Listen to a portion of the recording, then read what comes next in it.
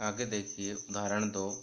दर्शाइए कि प्रत्येक धनात्मक समपूर्णांक 2q के रूप का होता है तथा प्रत्येक धनात्मक विषम पूर्णांक 2q प्लस 1 के रूप का होता है, जहाँ q कोई पूर्णांक है।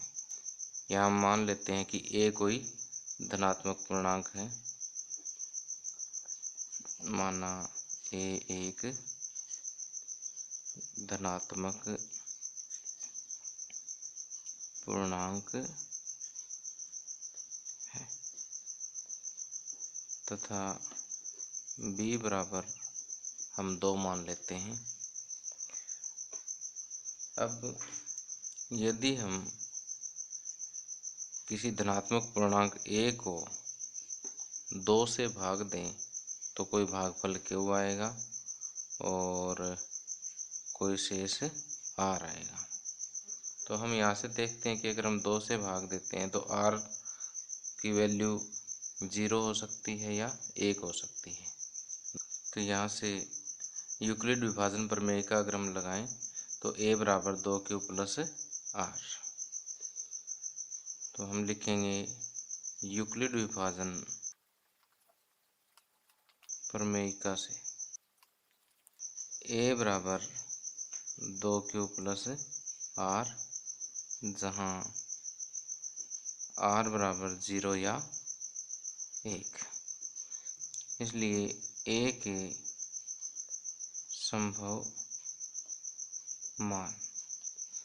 संभव मान कौन कौन से हो सकते हैं?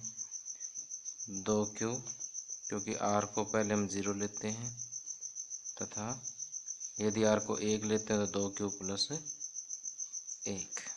यहाँ से अब 2 केस एग्जिस्ट होते हैं, या तो a बराबर 2q होगा या 2q प्लस 1 होगा।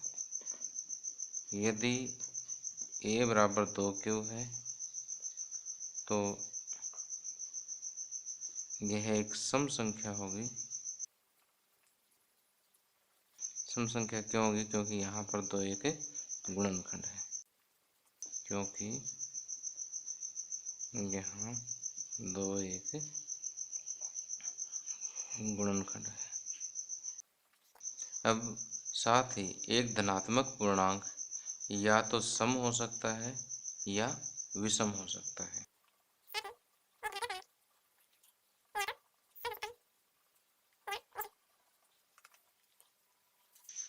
इसलिए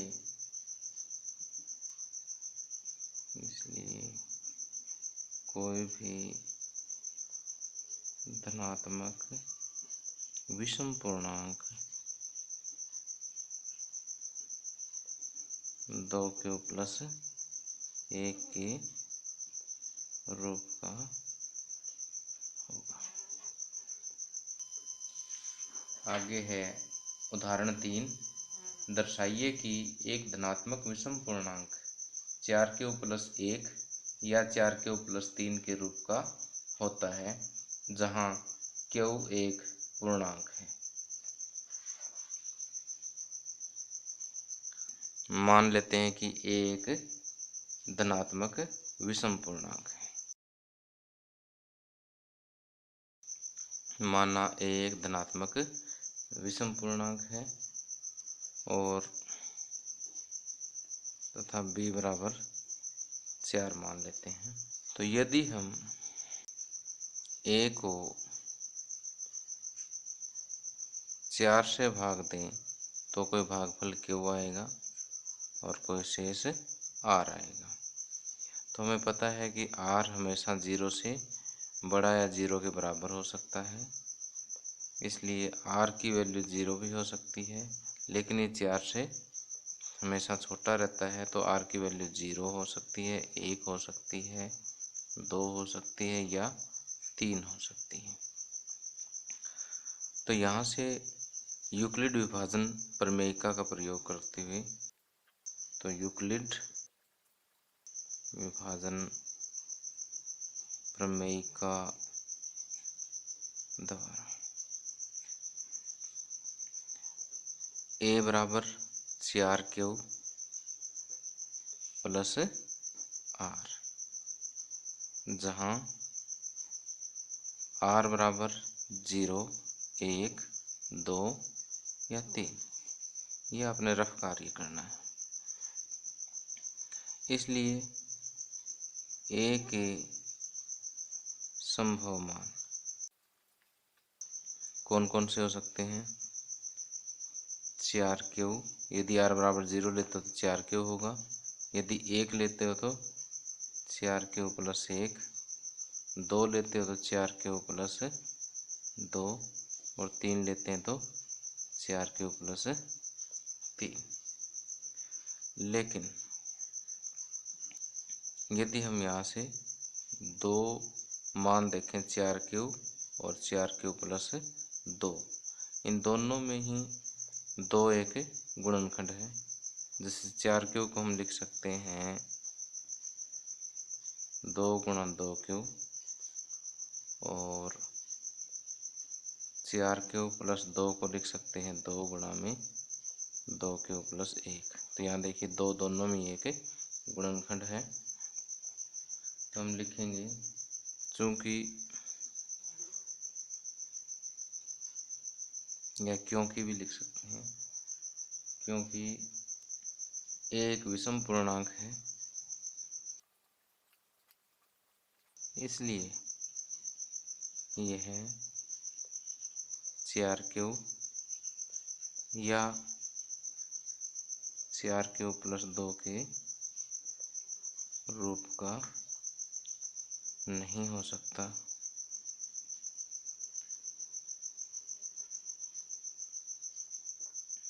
क्योंकि दोनों 2 से विभाज्य है, क्योंकि दोनों 2 से विभाज्य है। इसलिए जब ये इस रूप का नहीं हो सकता तो ये धनात्मक विषम पूर्णांक 4Q प्लस 1 या 4Q प्लस 3 के रूप का होगा।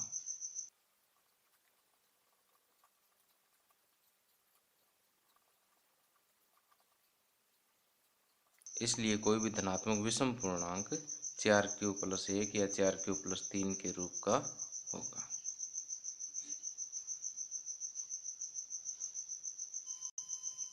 आगे उदाहरण 4, एक मिठाई विक्रेता के पास 420 काजू की बर्फियां और 130 बादाम की बर्फियां हैं। वह इनकी ऐसी ढेरी बनाना चाहती है कि प्रत्येक ढेरी में बर्फियों की संख्या समान रहे तथा ये ढेरियां बर्फी की प्रांत में न्यूनतम स्थान घेरें।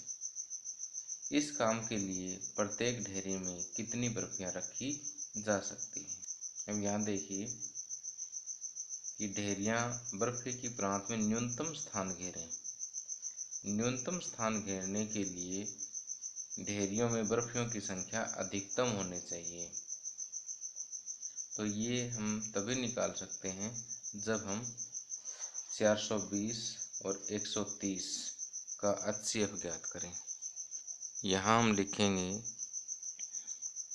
कि प्रत्येक ढेरी में बर्फियों की संख्या, प्रत्येक ढेरी में बर्फियों की संख्या बराबर 420 और 130 का HCF होगी। तो यहाँ देखिए हम 420 और 130 का HCF ज्ञात करेंगे। 130 दिए 390,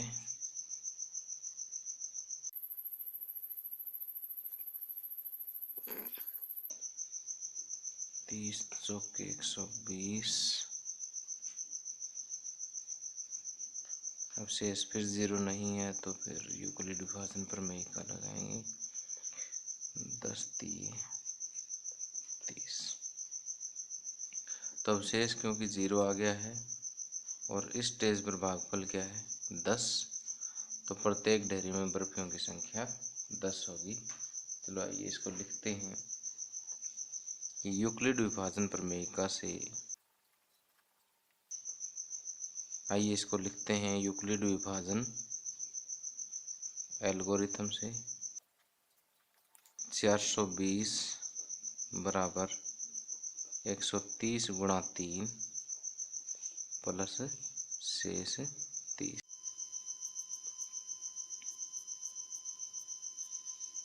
420 बराबर 130 गुणा 3 प्लस 30। 420 बराबर 130 गुणा 3 प्लस आर। अब यहाँ पर आर 0 नहीं है, इसलिए फिर से 130 बराबर 30 गुणा 4 प्लस 10। फिर देखिए R is not equal to 0। फिर लगाएंगे कि 30 बराबर 10 गुणा 3 प्लस 0। अब यहाँ पर देखिए कि आर 0 हो गया है, इसलिए इन दोनों का HCF जो है वो 10 होगा। इसलिए HCF ऑफ 420 एंड 130 बराबर 10। अतः प्रत्येक ढेरी में बर्फियों की संख्या